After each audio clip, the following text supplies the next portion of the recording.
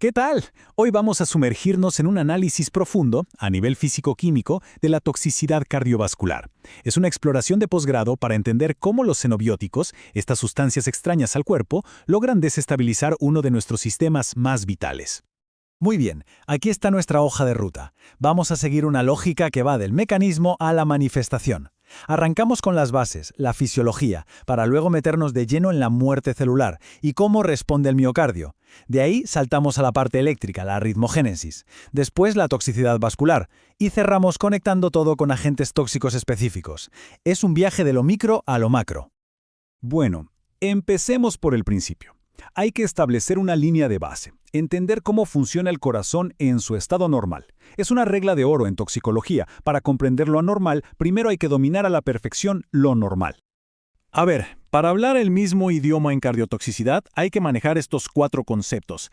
El efecto cronotrópico se refiere a la frecuencia, al ritmo, el inotrópico a la fuerza de la contracción, el dromotrópico es la velocidad con la que viaja el impulso eléctrico y el batmotrópico es la excitabilidad, qué tan fácil es que el tejido se active. Y esto no es solo teoría, ¿eh? Estos son los blancos directos del ataque de un tóxico. Ok, detengámonos un momento aquí, porque esta tabla es el corazón eléctrico de toda la discusión. Es el mapa de la vida de un cardiomiocito en milisegundos.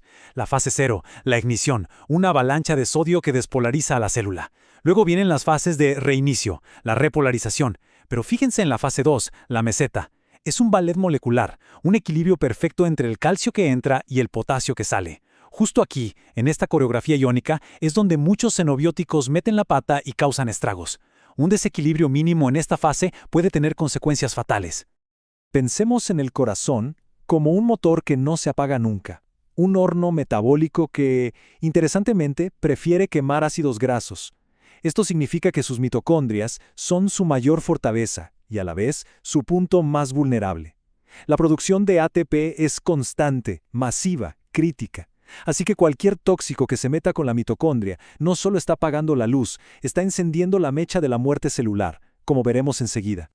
Ya que establecimos esa dependencia energética, la pregunta es, ¿qué pasa cuando la energía falla? Cuando un tóxico ataca, ¿qué decide si una célula sobrevive o no? Y más importante, ¿cómo muere? Porque la célula tiene básicamente 2 maneras de llegar a su fin, y cada una tiene un impacto muy distinto en el tejido. Y esta comparación lo deja clarísimo. Tenemos 2 rutas. La necrosis, o más bien oncosis, es una muerte caótica, pasiva, desordenada. La célula se hincha, revienta y libera todo su contenido, provocando una respuesta inflamatoria tremenda a su alrededor. Es una muerte sucia. Por otro lado, la apoptosis es todo lo contrario. Es un suicidio celular programado, ordenado, que de hecho consume energía. La célula se encoge, se empaqueta en pequeños cuerpos y es eliminada de forma limpia por los fagocitos. Generalmente, la dosis y la duración del daño tóxico son las que deciden qué camino tomar. Si nos metemos de lleno en la apoptosis, vemos que hay 2 caminos que llevan al mismo final. La vía extrínseca, que se activa por señales de muerte desde fuera de la célula. Y la vía intrínseca, que es súper relevante en toxicología, porque se activa desde adentro, por estrés celular. Aquí la mitocondria es la protagonista. Cuando se daña, libera una molécula clave, el citocromo C. Esta molécula forma una estructura llamada apoptosoma, que es como la plataforma de lanzamiento para las caspasas, que son las enzimas ejecutoras, las que finalmente desmantelan la célula de forma ordenada. La transición de permeabilidad mitocondrial, o MPT, es un punto de no retorno. Es como si se abriera un poro gigante en la central energética de la célula. Cuando un tóxico provoca esto, la célula está sentenciada. Se detiene la producción de energía y se liberan las señales de muerte. Y aquí hay un dato clave. Si la caída de energía de ATP es muy brusca, la célula no tiene ni siquiera la energía para llevar a cabo la apoptosis ordenada, y entonces el proceso se desvía hacia una necrosis caótica.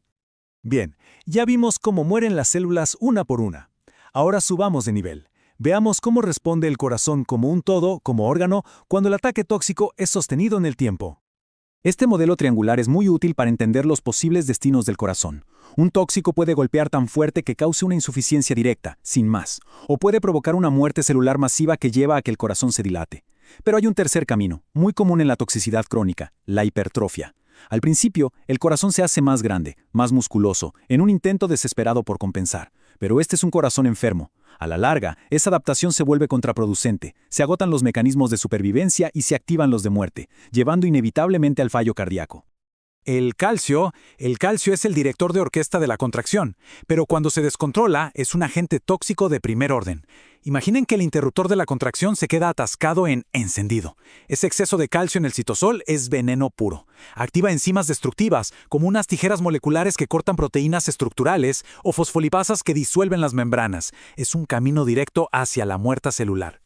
Hablemos del estrés oxidativo. Esto no es un tipo de daño, es un mecanismo de daño que atraviesa todo.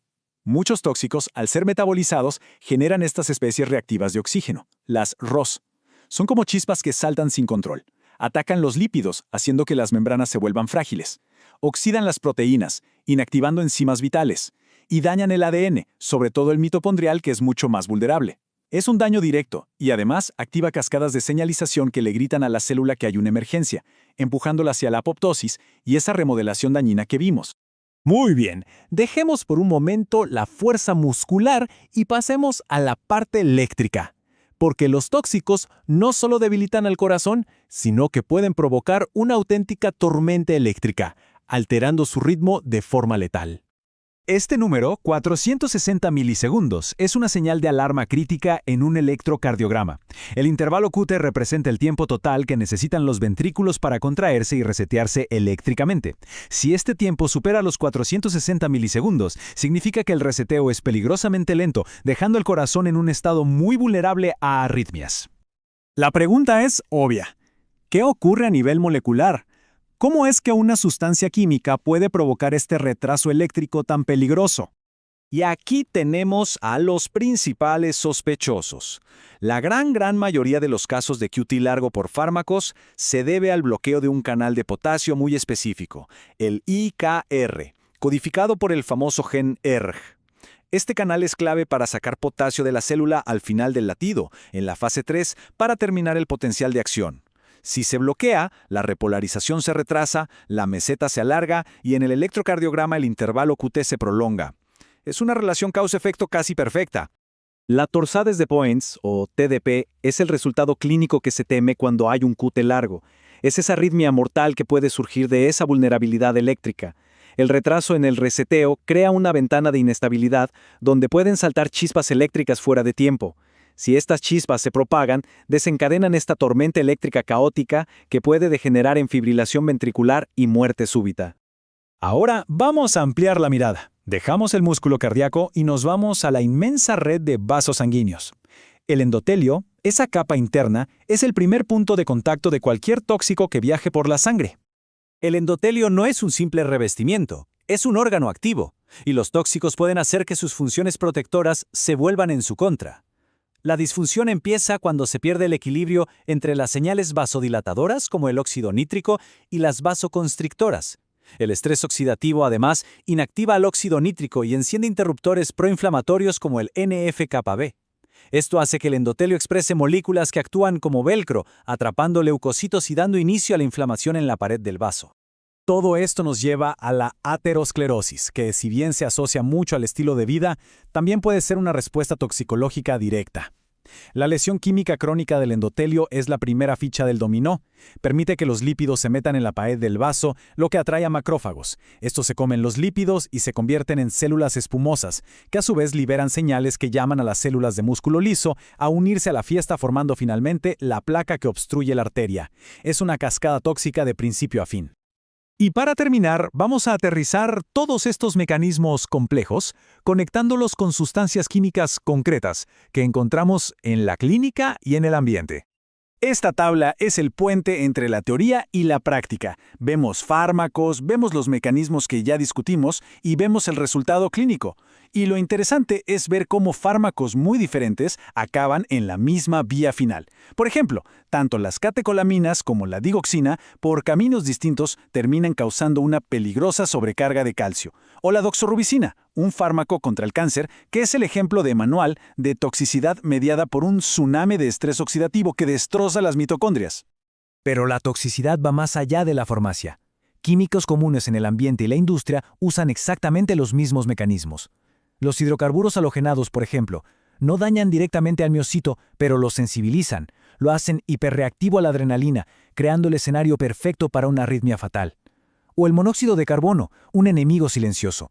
No ataca las células, simplemente las asfixia porque se pega a la hemoglobina 200 veces más fuerte que el oxígeno, robándole al corazón el combustible que tan desesperadamente necesita.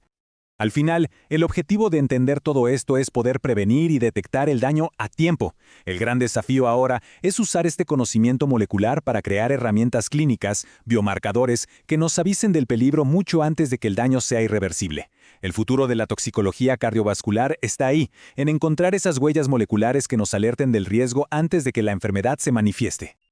Suscríbete a nuestro canal de YouTube, Salud sin Tóxicos. Además, síguenos en nuestras redes sociales.